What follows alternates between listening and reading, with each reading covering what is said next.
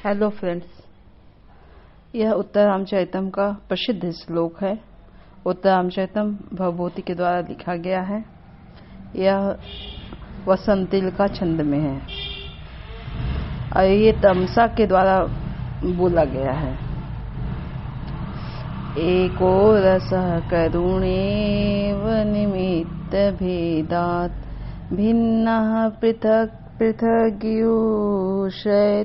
विवर्तान् आवर्त बुद्बुद्धतरंग मयान्विकारा अम्बो यथा सलिलमेव हि तत्समस्तम्।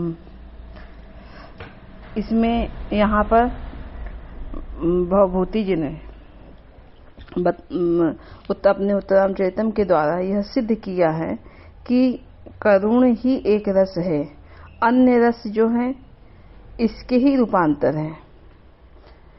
उसी को उन्होंने इस श्लोक के जरिए ये बताया है कि करुण रस भवभूति ने अपने मंत्र को प्रकट करने के लिए रखा गया है।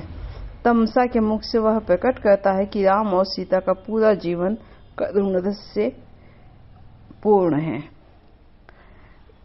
एको रसः करुण एवं निमित्त भेदात्, एक रस करुण ही है, उसके भेद से भिन्न भिन्न होकर पृथक पृथक परिणामों को प्राप्त करता हुआ प्रतीत होता है।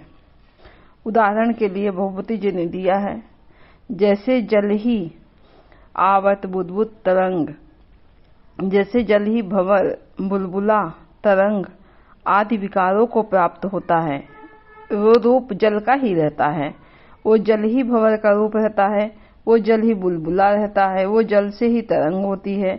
जैसे जल ही के रूप है भंवर बुलबुला तरंग आदि विकारों को प्राप्त होता है, वस्तुतः वो सब जल ही है। वैसे ही उन्होंने अपने इस श्लोक में ही बताया है कि जो करुण रस है वही एक है और उसका करुण रस का ही सारा बाकी और सब रस उसी के ही अन्य रस, करुण रस से ही अन्य रसों का रूप ग्रहण करता है। अनेक तरह, जैसे पानी, जल ले लीजिए, जल या पानी बोलिए, जल भंवर बुलबुला तरंग आदि विकारों को प्राप्त होता है। वैसे ही एक रस करुण है, वही वो अन्य रसों का वो लेके वस्तुतः रहता वही है, करुण रस ही है। उसके अनेक रूप हैं। वैसे जैसे जल के भंवर बुलबुला तरंग आदि अनेक विकार को प्राप्त होता हुआ अनेक वो है, वैसे ही करुण रस का ही सारा रूप है। यही भवभूति जी ने इस श्लोक में बताया है। निमित्त भेदात्, निमित्ता नाम भेदात्, यहाँ पर तत्पुरुष समास है।